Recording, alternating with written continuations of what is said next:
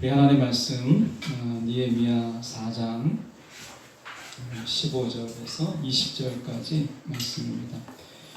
성경을 가지신 분은 우리 731쪽의 말씀이고 없으신 분은 제가 봉독드리겠습니다. 니에미야 4장 15절에서 20절까지 말씀 제가 봉독합니다. 우리의 대적이 우리가 그들의 의도를 눈치챘다 함을 들으니라.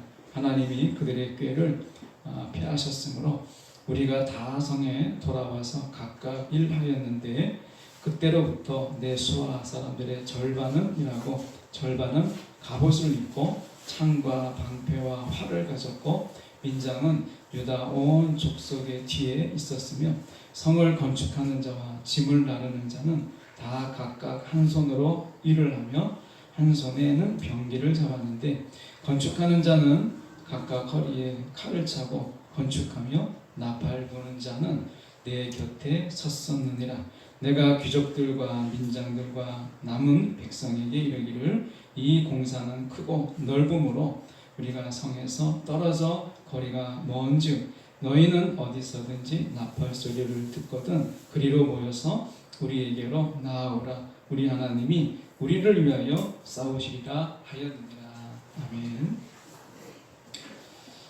오늘 말씀 가지고 우리가 하나님의 의도라는 제목으로 함께 말씀을 나누고자 합니다.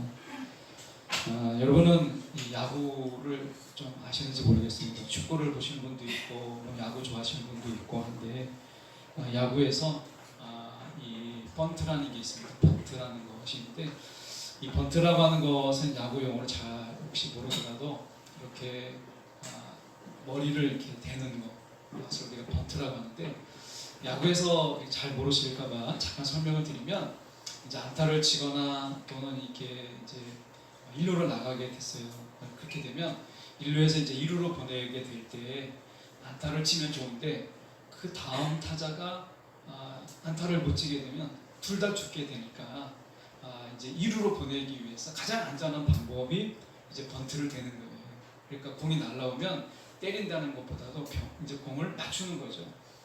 근데 이 번트를 댈 때에는 대부분의 타자들이 자세가 달라요. 때릴 때하고 이미 방망이를 잡는 방법이 다르고 허리를 숙이고 이제 번트를 대는 거예요.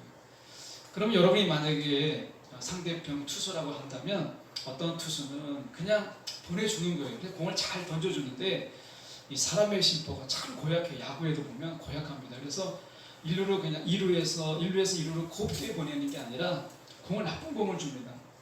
그러면 번트를 대는 사람을 이제 약간 어렵게 번트를 대는 거죠.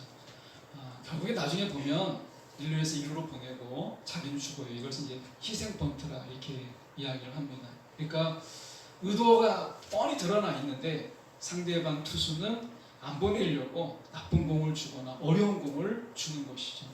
그래도 우리가 나중에 야구를 보면 그 번트나 다른 방법을 통해서 결국엔 1루에서 2루로 가요. 여러 가지 방법이 있지만 그러니까 제가 말씀드리고 싶은 것은 뭐냐면 의도가 있는데 그 의도는 언젠가는 분명히 드러나게 되어 있다라는 거예요. 숨은 의도라는 건 없어요. 나중에 하나님이 우리를 심판하실 때 우리 가운데 이 숨겨진 의도를 나중에 밝히 하나님께서 다 드러내십니다. 하나님께서 하나님 앞에서 숨길 수 있는 의도라고 하는 것은 아무것도 없어요. 우리가 에덴 동산을 보면 에덴 동산에서 아담과 하와가 있고 그들이 있는데 뱀이 와서 유혹을 하죠. 선악을 알게 하는 나무의 열매를 너가 먹으라 라고 얘기합니다. 그러면 눈이 밝아져서 하나님같이 되리라 이렇게 얘기하거든요. 근데 제가 만약에 하와였다면 이렇게 말했을 것 같아요. 야 뱀아, 너가 그렇게 말하지 말고 너가 먼저 먹어서 눈이 밝아져서 하나님이 돼봐라. 그러면 내가 먹겠다. 이렇게 말하면 뱀이 안 먹었을 것 같은데 하와가 그렇게 물어보진 않고 덥석 먹어버렸어요. 뱀의 숨은 의도는 뭐죠? 하나님같이 되게 하는 게 아니라 하나님 앞에 대적하고 하나님 앞에 죄를 짓고 하나님의 관계를 파괴하고 하나님부터 멀어지게 만드는 것이 내가 뱀의 의도였던 것이죠. 이것은 나중에 드러나게 되죠. 그러니까 숨길 수 있는 의도라는 것은 없어요. 오늘 본문을 통해서 우리를 향한 하나님의 의도가 무엇인가 라고 하는 것을 저희가 보려고 합니다. 본문을 잠깐 보기 전에 우리가 압살롬을 잠깐 보려고 해요. 이 사무엘하 14장의 25절에 보면 압살롬을 성경에서 이렇게 표현합니다. 온 이스라엘 가운데에서 압살롬 같이 아름다움으로 크게 칭찬받는 자가 없었으니 그는 발바닥부터 정수리까지 흠이 없었다. 이렇게 얘기합니다. 그러니까 압살롬이 사람으로는요 엄청난 외모를 가진 사람이에요. 발끝부터 정수리까지 흠이 없다라고 하고 남자인데도 불구하고 얼마나 아름다운지 크게 칭찬받는 자였다. 이렇게 얘기합니다. 그런데 외모는 그런데 압살롬을 우리가 잘 알잖아요. 압살롬은 그 마음에 흑심을 가진 나쁜 의도를 가진 자였어요. 그래서 사무엘하 15장 4절 6절에 보면 이렇게 되어 있습니다. 압살롬이 이야기하는 겁니다. 내가 만일 이 땅의 재판관이 된다면, 이건 최고의 재판관은 왕이잖아요. 솔로몬이 그랬던 것처럼 자격심을 가지죠. 이 땅의 재판관이 된다면 얼마나 좋겠습니까? 그러면 소송 문제를 가진 사람은 언제든지 누구든지 나에게 찾아올 수 있고 또 나는 그들의 문제를 공정하게 해결해 줄 것입니다. 이렇게 이제 소문을 내는 거예요. 그러면서 자기에게 와서 절하려고 하면, 다른 사람이 와서 이제 다윗의 아들이니까 뭐 절도 하지 않겠어요? 그런데 절하려고 하면 어떻게 그렇게 못하게 하고 오히려 그에게 손을 내밀어 그를 붙들고 그에게 입맞춤을 했어요. 그러니까 예의를 다 갖춘 거예요. 이렇게 해서 압살롬은 왕에게 재판을 받으러 나오는 모든 사람을 이런 식으로 대하여서 이스라엘 사람의 마음을 도둑질하였다. 이스라엘 사람의 마음을 도둑질하였다. 이렇게 얘기합니다. 신앙을 우리가 한마디로 이야기하면 하나님의 마음을 얻는 거예요. 신앙을 우리가 여러 가지로 얘기할 수 있지만 신앙이라는 것을 딱 압축하면 하나님의 마음을 얻는 거예요. 근데 압살롬은요 사람의 마음을 얻었어요. 그런데 하나님의 마음을 얻지 못하니까 압살롬이 그렇게 잘생겼고 똑똑하지만 비극으로 끝났어요. 근데 다윗을 보세요. 다윗의 적이 얼마나 많았어요. 다윗은 사람의 마음을 얻지는 못했어요. 그런데 하나님의 마음을 얻었어요. 그런데 하나님은 누구를 기억하세요? 압살롬이 아닙니다. 다윗을 기억하세요. 여러분, 오늘 세상을 살면서 우리가 사람의 마음을 얻고자 애를 쓰지만 여러분, 사람의 마음을 얻고자 하는 자들이 하나님의 마음을 얻는 것을 실패하면 여러분, 그 사람은 압살롬의 길을 가는 거예요. 그래서 우리는 사람의 마음을 얻는 거 분명히 필요하죠. 그런데 하나님의 마음을 얻고자 하는 것에 앞설 수가 없어요. 다윗은 어느 경우라도 사람의 마음을 잡기 위해서 하나님의 마음을 잡는 것을 놓아버리지 않았습니다. 그래서 그는 하나님의 마음에 합한 자라는 평가를 받은 거예요. 오늘 저와 여러분이 우리가 세상을 살다 보면 이런 사람, 나에게 도움이 될 만한 사람, 저런 사람 마음을 훔치고 싶고 도둑질하고 싶죠. 그런데 성경은 분명히 이야기합니다. 사람의 마음을 훔치는 자가 되지 말고 하나님의 마음을 얻는 자가 되라 라고 말씀하세요. 자, 오늘 압살롬의 그 숨은 의도를 하나님은 드러내셨고 그 숨은 의도대로 그를 비극에 처했어요. 하나님은 네가 사람의 이 의도를 제하시고 하나님의 의도로 채우시는 분이 하나님이십니다. 오늘 느헤미야를 통해서 하나님의 의도 한 두 가지를 저희가 살펴보려고 해요. 오늘 본문은 저희가 15절부터 보지만 사실은 7절부터 봐야 본문을 좀 이해할 수 있어요. 제가 7절을 잠깐 설명드려보면 7절의 말씀이 이렇습니다. 산발락과 도비아와 아라비아 사람들과 암몬 사람들과 아스돗 사람들이 예루살렘 성이 중수되어 그 허물어진 팀이 메꿔 간다 함을 듣고 심히 분노하였다. 그러니까 무너진 성벽을 재건하기 위해서 이제 느헤미야하고 그리고 이제 바벨론 땅에 살았던 사람들이 이제 포로에서 돌아왔잖아요. 포로 귀환이 있었던 거죠. 이들의 목표는 분명했어요. 성벽을 재건하는 일이었어요. 그렇게 한 성벽을 재건하려고 하니까 방해자가 생긴 거예요. 그게 누구냐? 산발락과 도비아와 아라비아 사람들이에요. 근데 이들이 하고 있었던 의도가 무엇인지 아십니까? 성벽을 재건하는 것을 못하게 하는 게 아닙니다. 궁극적으로는 그거죠. 그런데 이들이 의도했던 건 뭐냐면 중단하는 거예요. 중단. 성벽을 재건하는 것을 방해하는 거예요. 그래서 못하게 하는 거예요. 중단하게 하는 거죠. 그러니까 어떤 결과를 가져오느냐면, 중단하게 되면 이 느헤미야와 함께 왔던 사람들이 성벽을 재건하자는 뜨거운 열정으로 왔던 사람들인데 10절에 보면 이렇게 얘기합니다. 유다 사람들은 이르기를 흙 무더기가 아직도 많거늘 짐을 나르는 자의 힘이 다 빠졌으니 우리가 성을 건축하지 못하리라. 처음 불평이 나옵니다. 다시 말하면 흙 무더기가 뭐냐면 제가 이 우간다나 남수단에 가면 다 흙이 그냥 다 황토옥이에요. 황토옥에다가 모래 좀 섞고 세면 조금 섞어서 가마솥을 만듭니다. 그리고 구우면 벽돌이 나와요. 굉장히 훌륭한 벽돌이 나와요. 그래서 여기 보면 흙 무더기가 아직도 많다라는 이야기는 구워야 될 벽돌이 너무 많이 쌓여 있는 거예요. 그리고 이걸 구우면 날라야 되잖아요. 날릴 것도 너무 많은 거예요. 그러니까 그들이 불평이 쌓이기 시작했어요. 그리고 이렇게 얘기합니다. 우리가 성을 건축하지 못하리라. 부정의 마음이 생기는 거예요. 자, 우리가 코로나19로 인해서 우리가 예배도 쉬잖아요. 어떤 경우에는 예배도 쉬고 기도도 쉬는 거예요. 그런데 쉬었다가 가는 것은요 더 어렵습니다. 그냥 가는 것보다. 우리가 에어컨을 예를 들면 우리가 많이 상식적으로 아시잖아요. 에어컨을 이제 내가 덥다고 이제 춥다고 꺼요. 그러다가 나중에 더울 때 또 켜요. 그러면 에어컨에 가동하는 전력이 훨씬 더 많이 듭니다. 그냥 중간 정도의 온도로 계속 켜놓는 게 훨씬 더 절약이 돼요. 그러니까 가다가 다시 가는 건 어려운 거예요. 자전거를 타보시면 그렇습니다. 자전거 타고 가다가 늦게 가도 그냥 천천히 밟고 가면 나중에 속도를 낼 수가 있는데 가다가 멈춰요. 땀도 식었어요. 그러다가 자전거 타려고 하면 힘듭니다. 예배가 우리가 이제 코로나19로 인해서 그런 마음이 들잖아요. 야, 코로나19도 있고 막 그런데 이참에 예배도 쉬자, 기도도 쉬자, 뭐 찬양도 쉬자 이렇게 생각할 수 있어요. 그런데 이걸 기억하셔야 돼요. 쉬었다가 다시 예배 드리는 것은 내가 그냥 억지로 예배 드리면서 계속해 나가는 것보다 훨씬 더 어려운 겁니다. 기도가 안 되지만 내가 기도를 그래도 계속해 나가는 사람은 그래도 기도가 돼요. 그런데 기도를 쉬는 거예요. 나중에 또 하지 이렇게 합니다. 그런데 다시 기도하려고 하면요 어려워요. 힘든 거예요. 그러니까 그들의 의도가 무엇이냐면 성벽을 재건하다가 쉬는 거예요.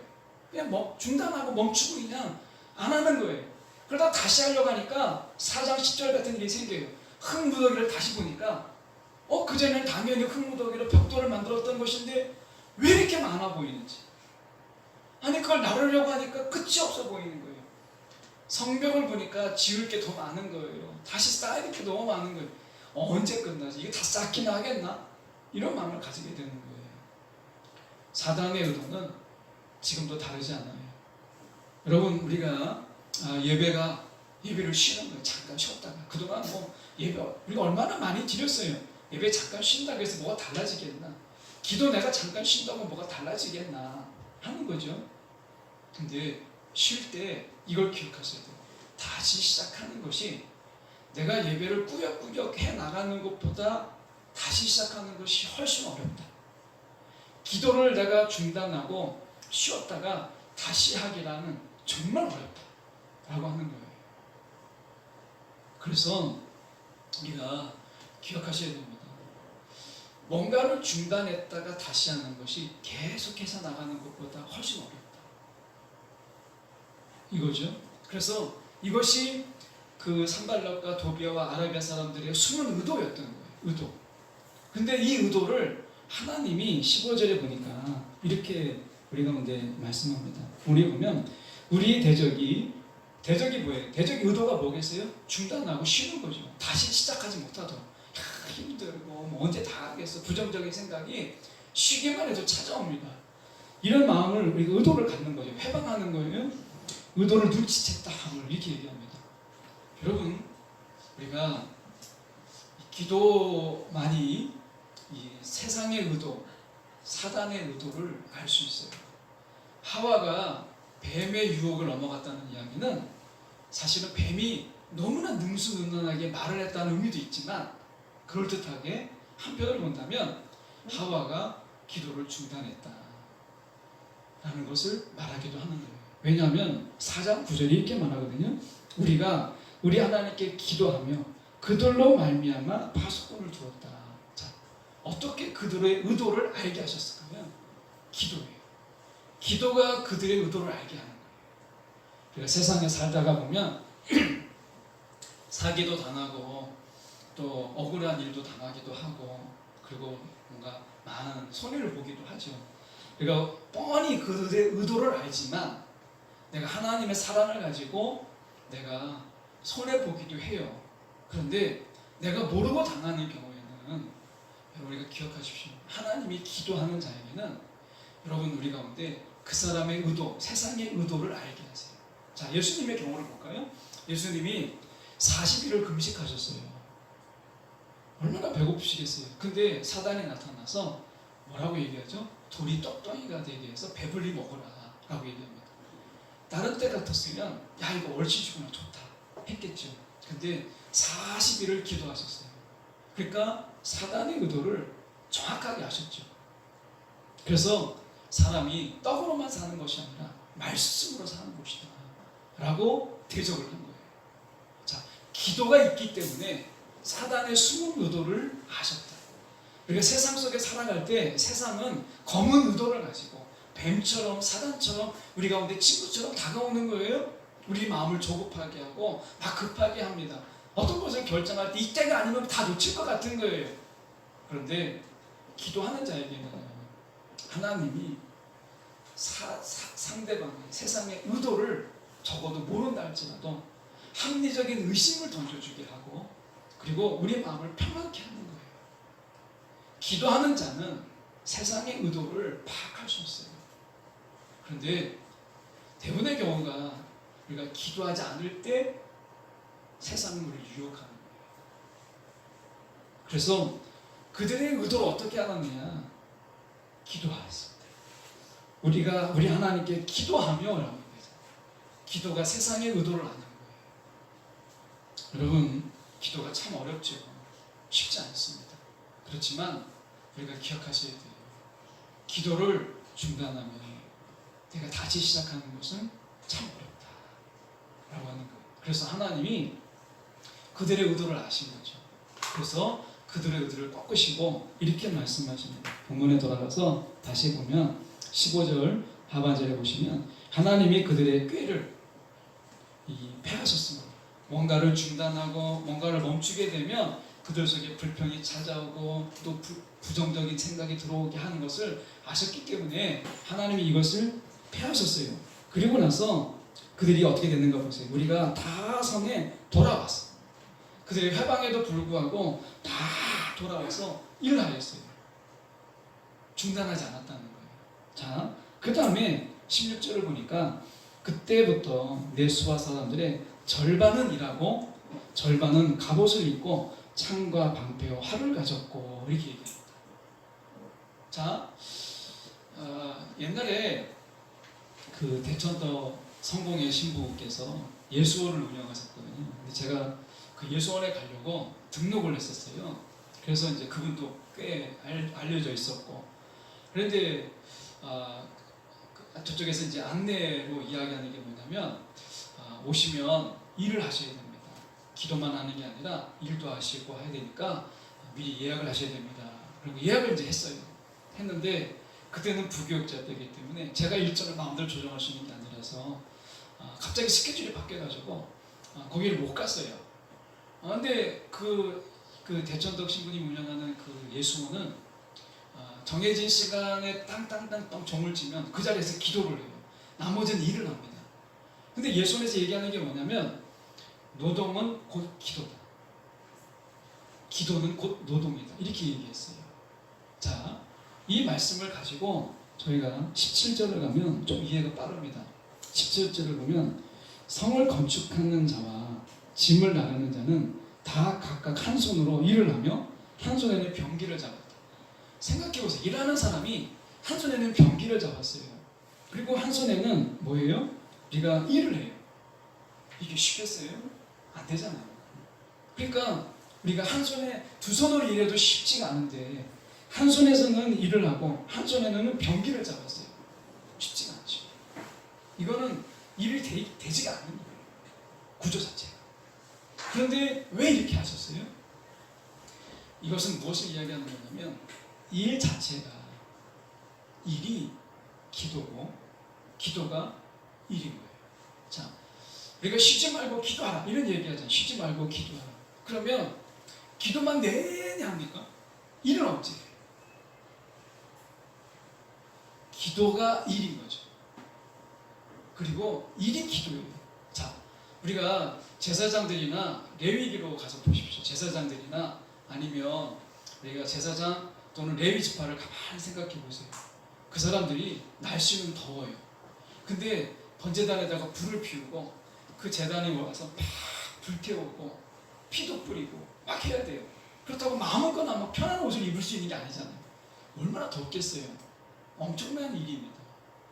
근데 제사장이나 레위 지파만 일합니까? 아닙니다. 예물을 드리는 자도 일이에요. 예물을 데리고 와요. 그리고 예물 드리는 자가 레위기에 보면 각을 뜨게 돼 있어요. 내가 어린 양을 바치면 어린 양을 내가 죽이고 각을 뜹니다. 내가 일을 해야 돼요. 예배가 일이라는 거예요. 일이 곧 예배요, 예배가 곧 일이에요. 그러니까 우리가 예배를 드릴 때 내가 일하는 마음으로 예배를 드려야 되는 거예요.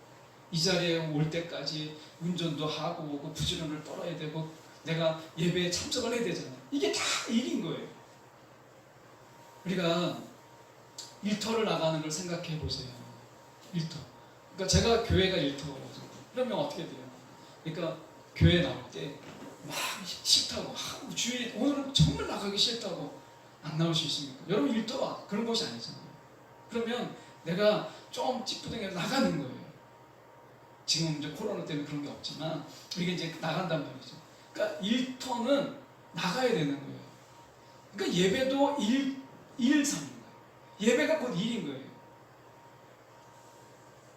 그러니까 우리가 일할 때도 예배를 드리는 마음으로 일하는 죽게 하듯 하라라고 말씀하시잖아요. 내가 일을 할 때 주님 앞에 일하는 거죠.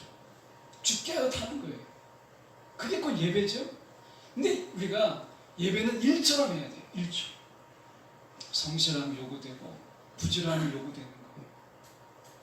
이 제사 자체가 그래요. 기도가 그렇습니다. 쉬지 말고 기도하라. 그럼 평생 기도만 하라는 겁니까? 아니잖아요. 내가 일하면서 기도하는 거예요. 일이 곧 기도예요. 기도가 곧 일이에요. 이게 예수님에서 가리키는 거예요. 일하면서 노동하면서. 일이라는 게 여러분 우리가 기도가 필요한 거죠. 그래서 하나님이 말씀하신 의도가 첫 번째 의도가 무엇이냐면 일을 하는데 한 손에는 무기를 가지고 있어요. 그들만 그런 게 아닙니다. 17절에 보시면 성을 건축하는 자와 짐을 나르는 자는 다 각각 한 손으로 일을 하며 한 손에는 병기를 잡았는데 라고 이야기해요. 그러니까 성을 건축하는 자와 짐을 나르는 자는 다 각각 한 손으로 일을 하며 한 손에는 병기를 잡았다라고 얘기해요. 그러니까 여러분 내가 일하는 것은 어떻게 하나님의 탁월하신 어떤 재능을 줄 때 그러니까 그것을 일하는 거잖아요. 그리고 그것만 아니라 영적으로 내가 성장과 성숙, 영적 부장이 같이 겸비하는 거예요. 이게 하나님의 의도예요. 마르다와 마리아가 있습니다. 예수님이 말씀을 전하는데 마르다와 마리아가 있는데 마르다가 예수님께 음식을 대접하고 싶은 거예요. 누가복음 10장에 보면 40절 이하잖아요. 막 음식을 대접하고 싶은데 마리아가 보이지 않는 거 여동생이 어떻게 예수님 말씀을 듣는 게 너무 좋아가지고 예수님 앞에 앉아서 말씀만 듣고 있는 거예요. 마르다는 바쁜데 그래서 마르다가 예수님에게 말씀하죠. 예수님 마리아를 좀 나한테 보내줘서 내가 너무 바쁜데 나 좀 도와주게 해주세요 라고 이야기하거든요. 그때 예수님이 뭐라고 했냐면 마르다가 이 좋은 것을 택했으니까 나도 그를 보내지 아니하리라, 빼앗기지 아니하리라, 이렇게 얘기하죠.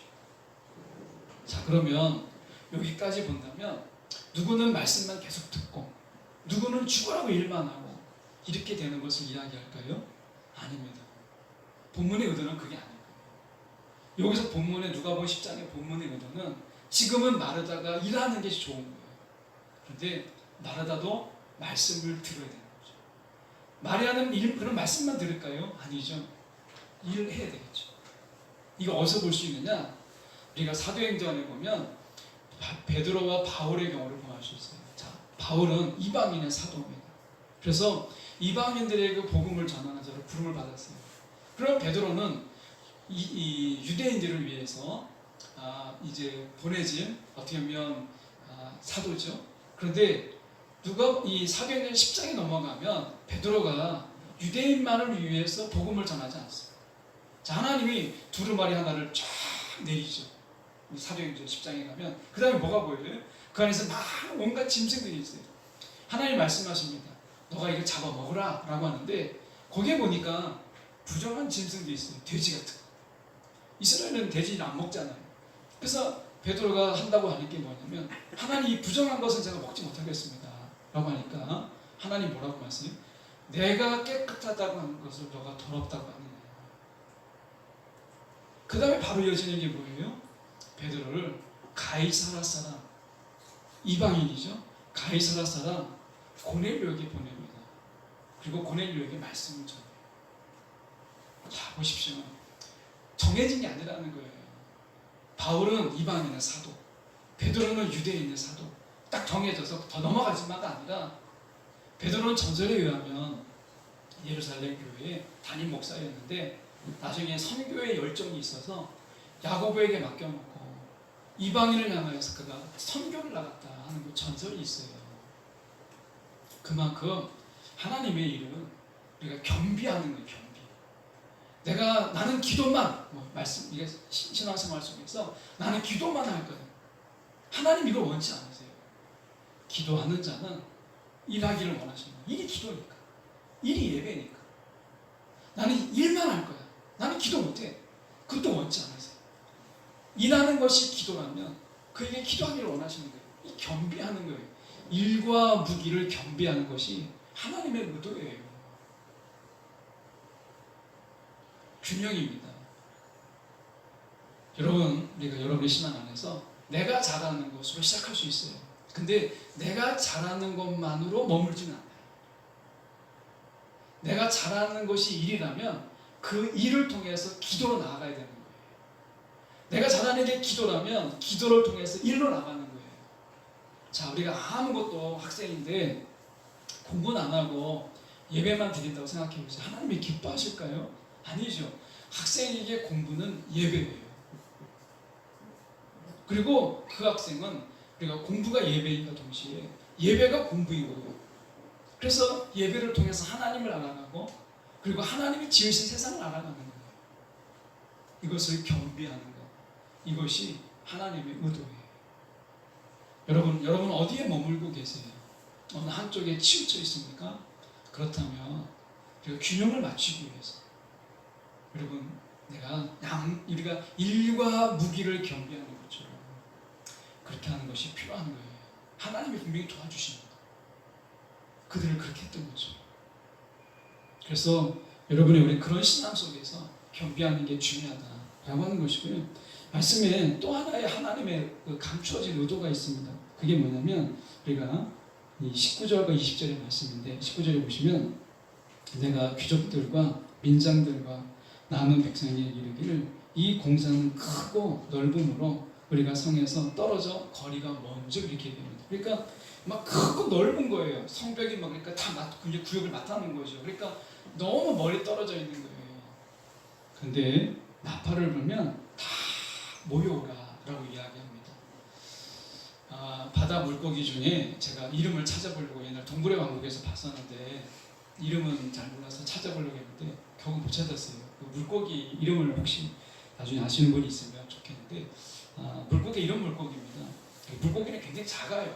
그래서 사실 굉장히 뭐 손바닥만한 이런 물고기들인데 상어가 오거나 자기 먹이 사슬 속에서 자기 상위의 이 먹이 개념이 먹이가 이제 잡아먹을 수 있는 상위 개념의 동물이 나타나면 이 물고기들이 다 모입니다. 모여서 더 큰 덩치의 고기인 것처럼 보이게 해요. 다닥다닥 붙어가죠. 그래서 그것을 잡아먹으려고 했던 물고기가 딱 보니까 자기보다 더 큰 물고기거든요. 그 도망갑니다. 그래서 그 물고기가 도망가면 흩어져 있어요. 또 자기 일을 막 해요. 그러다가 물고기가 나타나면 다시 쫙 모여가지고 큰 덩치의 모양을 만들어요. 그래서 상어도 도망가고 뭐도 도망가는 거예요. 그렇게 해서 자기의 생존을 지켜나가는 아주 지혜로운 물고기가 있어요. 여러분, 엘리야가 850대 영적인 전쟁을 하잖아요. 그런데 엘리야가 하나님께 따집니다. 하나님, 이제 나만 남았습니다. 아무도 없다. 나만 남았습니다. 라고 얘기할 때 하나님 뭐라고 말씀하시죠?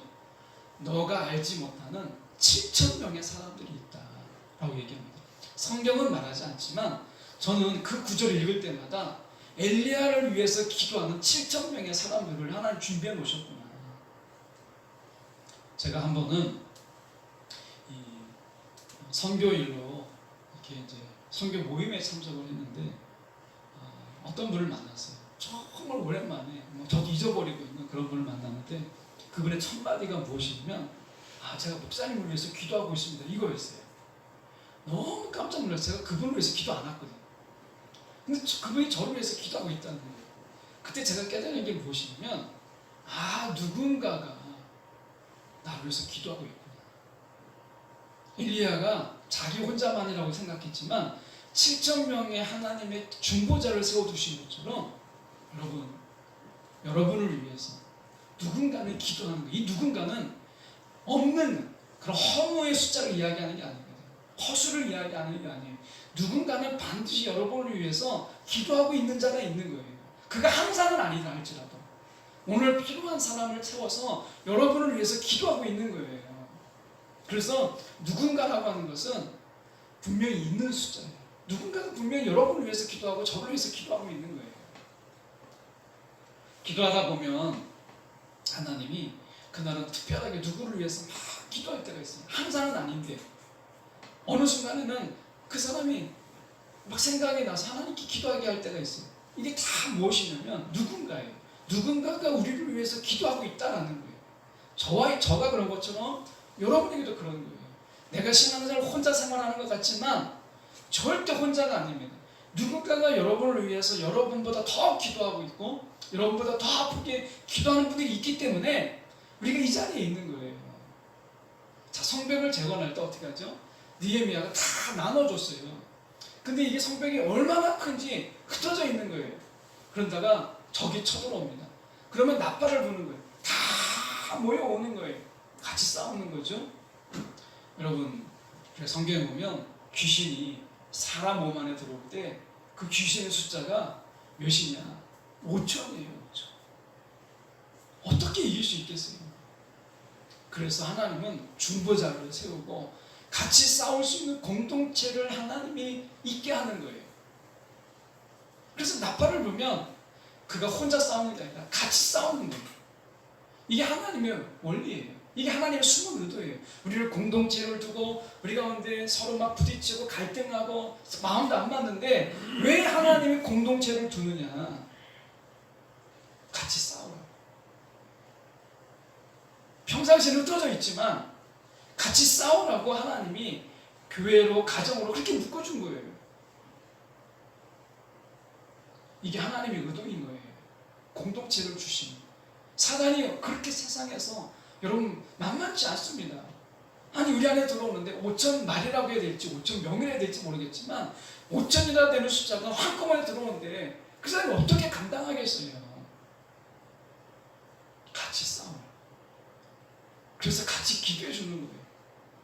그 사람을 위해서 같이 기도하고 손잡고 기도하고 하는 거죠. 그러면 귀신 나갑니다. 이게 공동체의 하나님이 이 공동체는 하나님의 의도예요. 여러분, 오늘 이 세상은 혼자 살 수가 없어요. 그래서 하나님께서 누군가 기도한다라고 하는 것은 이 공동체 안에서 내가 모르지만 나를 위해서 기도하는 사람들을 하나님은 순간순간 세우세요. 그래서 저는 빚진 마음이 있는 거예요. 교회를 향해서. 제가 기도하지 않을 때 하나님이 성도들의 누구를 통해서 저를 위해서 기도하게 하고 또 기억나게 하는 거예요. 여러분도 마찬가지입니다. 교회에 다 우리는 빚진 자들이에요. 하나님이 그래서 여기까지 오게 한 거예요. 내가 모르지만 누군가가 우리를 위해서 기도하고 있는 거예요.